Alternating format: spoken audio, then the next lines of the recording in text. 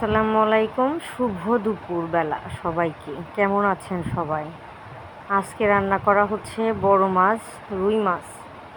তো রুই মাছ রান্না করার জন্য পেঁয়াজ মরিচ ভেজে মশলা কষিয়ে নিলাম। মাছ দিয়ে দিচ্ছিলাম। মাছ দিয়ে দেওয়ার পরে মাছটা সুন্দরভাবে নাড়াচাড়া করে কষিয়ে নেব, যাতে করে মাছের ভিতরে সকল মশলা সব কিছু চলে যায় ভালোভাবে। তো মশলা কষানো হয়ে গেছে, মাছ কষানো হয়ে যাচ্ছে, প্রায় হয়ে গেছে। এখন তরকারি দেওয়ার পালা। পটল, বেগুন আর আলু দিয়ে মাছ রান্না করা হচ্ছে। তো মশলা কষিয়ে নিচ্ছিলাম। কষিয়ে নেওয়ার পরে ঢেকে দেব। এদিকে পেঁয়াজ আর জিরা বেরেস্তা করে নিয়েছি। নেওয়ার পরে মাছ কষানো হয়ে গেছে, তরকারি কষানো হয়ে গেছে।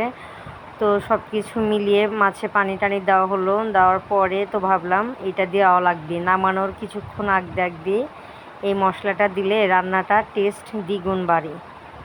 তো এখন দেখেন রান্না প্রায় আমার শেষ হয়ে গেছে। দেখতে লোভনীয় লাগছে।